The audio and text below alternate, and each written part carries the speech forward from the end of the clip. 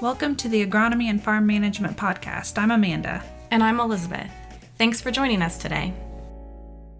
With high wheat prices and no relief to demand in sight, I'm sure a lot of farmers are reconsidering what we considered once poverty grass and adding it back into the rotation this fall. And while I joke about poverty grass, there are a lot of benefits to having wheat in the rotation. So we'll talk about that in a minute. Don't want to get our guest here up in arms and defensive with that comment. But if you haven't grown wheat in a while, or maybe never, we want to make sure that you get off to a good start. And wheat has a lot of hurdles when you think about going through before you actually harvest it. Because in the fall, we're having wetter falls, so timely planting, fall pests, freeze and thaw in the wintertime, wet springs, being able to get nitrogen on, and then summer diseases. And we can't control Mother Nature. So we have Dr. Laura Lindsey here to provide advice on what we can control. So welcome, Laura. Yeah, thanks for having me. So can you give a quick introduction of yourself? Sure. I'm Laura Lindsey. I'm the soybean and small grain agronomist at Ohio State. So I work on soybeans and wheat both. Awesome. Thanks for being here. Mm-hmm. So, Laura, what are the main benefits of having wheat in your crop rotation? So there's several benefits. Some are to the environment. So wheat's a fall planted crop. So in terms of protecting the soil over winter to reduce erosion and phosphorus loss through erosion, that's very useful to have. It's kind of like a cover crop in the way it's planted in the fall, but something you can also harvest for money. And then money profitability-wise, we do see when wheat is in rotation with corn and soybean, about a 5 bushel yield advantage to soybean. So that's a huge side benefit, just having that rotational effect as well. So let's get started with seed selection. Public varieties of wheat used to be a big thing. It's what Norman Borlaug is known for, I think. So in helping solve starvation around the world. Is that still the case? Are people using these public varieties, or have seed companies developed their own? So there are public varieties available to farmers in Ohio. Part of my program is to run the Ohio Wheat Performance Trial. And so last year we had about 3 public varieties developed at Ohio State entered. We also had a variety from Michigan State that was entered. And the one from Michigan State was among the highest yielding. It averaged 107 bushels per acre. Mm-hmm. So there are some high yielding public varieties. In terms of breeding programs at universities, though, there are public varieties, but also breeders will license their genetics to companies. Companies have very good high yielding varieties too. Some of those may be developed by the company, some of them may be developed by public breeders. But in terms of variety selection, using the Ohio Wheat Performance Test is a good resource. Mm-hmm. With that resource, or when we're looking at a seed catalog, what should we really look for in selecting a good variety? So top yielding, and we in our performance trials and also companies, looking at multiple locations. So our wheat performance test is in 5 counties in Ohio. So you can look at the 5 county overall averages to see if it yields well across different environments and locations. So using those resources is important. And then also with wheat, we want to look at disease resistance. So with the Ohio Wheat Performance Test, we look at powdery mildew, leaf blotch, gloom blotch, and fusarium head blight. Good to know. So when it comes time to plant wheat, it's definitely a different cycle than corn and soybeans. So what, for folks who aren't familiar, is the best window to plant wheat? So really, we recommend farmers planting about no later than 2 weeks after that Hessian fly-free date. So the later you go, the less ideal it is. So really that 2-week window after the Hessian fly-free date for your county is the most critical time to get wheat planted. For farmers that are maybe new to planting wheat, if you can follow it after maybe a shorter relative maturity soybean variety, that'll help facilitate earlier planting. But we don't want to go too early either because there's negative consequences. So really that 2-week window after the county date is the sweet spot. So when we look at wet falls, that's not a big planting window, and it's No, and I say the 2 weeks after is ideal. You can plant later. You can plant 3 or 4 weeks later. There may be some yield penalties there, but there's ways to compensate for that. And a lot depends on the following spring. Do we have a long grain fill period or short? So that 2-week period's a sweet spot, but if you go a little bit later, it's not the end of the world either. And Hessian fly is still a concern. The fly itself may not be as big of a concern, but in terms of that county fly-free date, that's really to help reduce the chance of barley yellow dwarf virus. So that's important. That's why we want to stick to that fly-free date as much as possible. Do you have a ballpark of when that fly-free date occurs across Ohio? Yeah, so the Ohio Agronomy Guide has a really nice county map. Ballpark-wise, for the northern part of the state, it's the end of September, and for the southern part, about the first week of October. Planting window, if we hit it just right versus if we're a few weeks late, what should we think about with our seeding rate? Like, what's the ideal seeding rate, and how should we adjust that depending on when we actually plant? So if you're in that 2-week window for after the Hessian fly-free date, seeding rates of 1.2 to 1.6 million seeds per acre should be more than adequate. Sometimes we can go extremely low. If the weather is good, we can go really low, but to minimize risk, at least 1.2 to 1.6 million seeds per acre is ideal. As you plant later into the 3rd or 4th week after the Hessian fly-free date, 1.6 to 2 million seeds per acre may be needed. So still looking at fall, what else management-wise needs to occur in the fall? Should we be fertilizing? So that's a great question.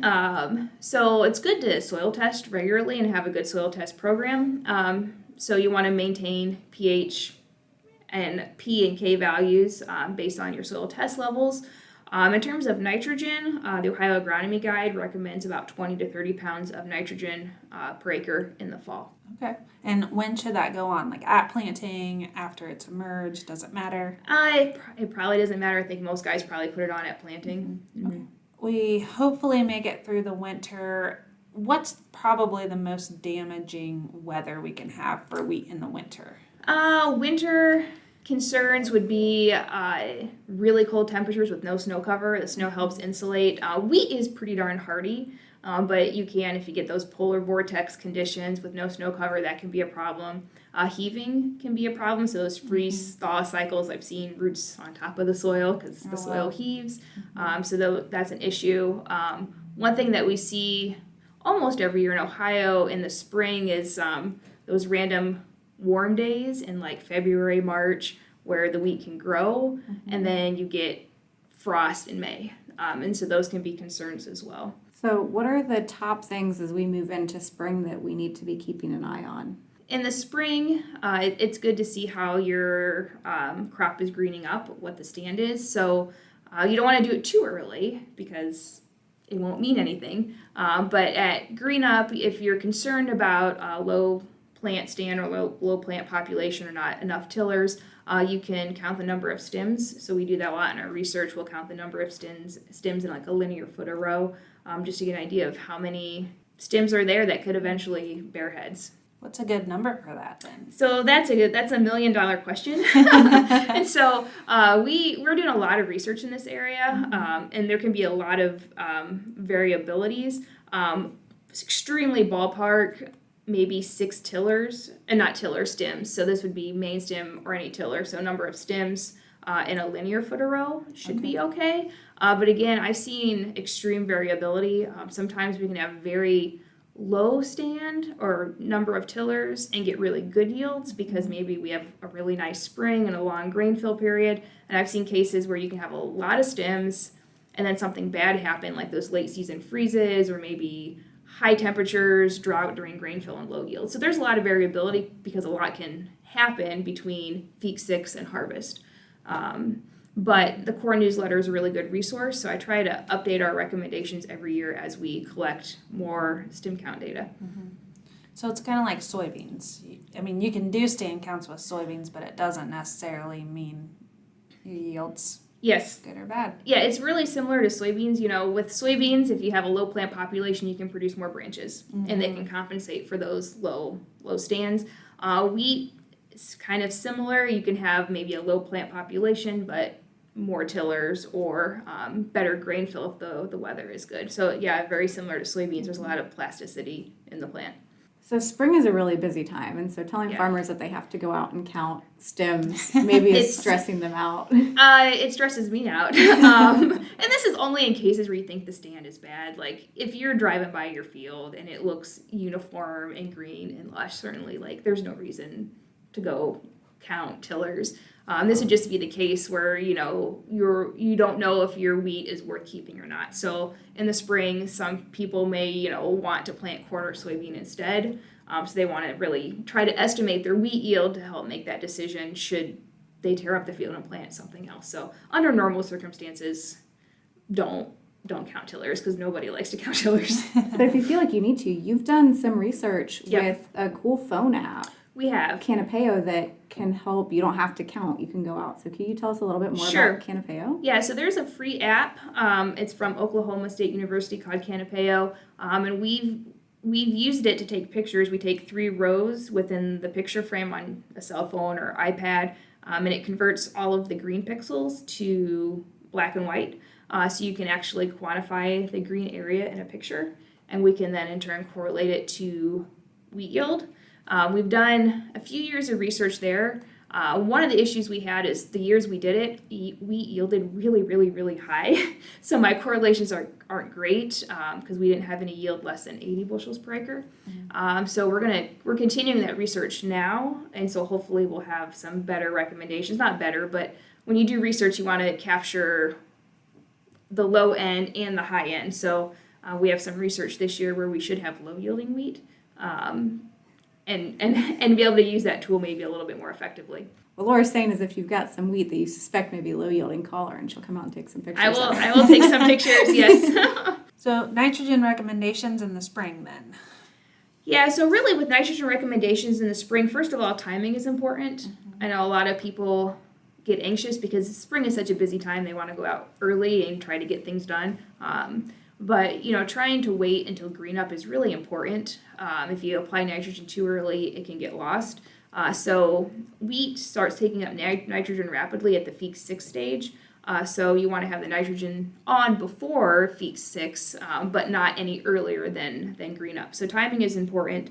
In terms of rate in the spring, we just recommend following the tri-state recommendations, and that's yield-based right now. So I just looked them up today. So if you are thinking you're going to have 90 bushels per acre wheat, the nitrogen rate would be 110 pounds of N per acre.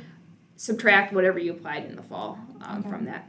Okay, so is it recommended to do fall nitrogen and spring nitrogen, that split application? Yeah, right now that's what's recommended. Yep. Probably one of the most difficult things to manage in wheat, especially since its main growing time is in a traditionally wet part of the season in Ohio, is managing pests and diseases. For someone trying out wheat, what do you recommend? Yeah, so managing diseases is huge. Really, the core newsletter is a really, really good resource. Dr. Pierce Paul does a great job keeping people updated on diseases and disease development potential. So using the core newsletter as a tool as the season progresses is really important to know when to spray, what to look for. But yeah, disease control in wheat is extremely important. Yeah, I don't know how many times we've had springs where the wheat looks so good and then all of a sudden we get rain nonstop a couple weeks before harvest and it goes downhill so quickly. Yes. Yeah. Yeah, that's heartbreaking. We can link up the scab predictor tool. I think that'd be that's perfect. pretty accurate with your location, looking at what the weather's going to be, and that'll help you make a decision on when you should spray, if you should spray. And in our research, we just wrapped up a high input wheat study looking at sulfur and extra nitrogen and fungicides, different components. And the one input that most consistently increased wheat yield or protected wheat yield was the foliar fungicide. So of all the inputs we evaluated, I think that's really the one to keep a very close eye on. Right, so to round this out then, harvest dates, talk about, what we need to look for when it's time to harvest, what happens if we can't get out there right away, all those considerations. Yeah, harvest becomes really tricky. We've done some harvest date research, and it just depends on what the weather's going to do when the best time, which I know is really hard. The biggest thing with wheat is you don't want it to let it dry down and then get re-wetted. So having wheat dry down naturally in the field is nice to avoid drying costs, so maybe letting it dry down to 13% moisture. The issue is if you get there and you don't harvest and you get rainfall and that grain gets re-wetted, you can have pre-harvest sprout issues. Vomit toxin can increase. You can lose yield. You can have lower test weight. So trying to avoid that re-wetting as much as possible. And then maybe in some cases that means harvesting at a higher moisture and drying. You'll have to look at costs associated with that. I know some places will take higher moisture wheat.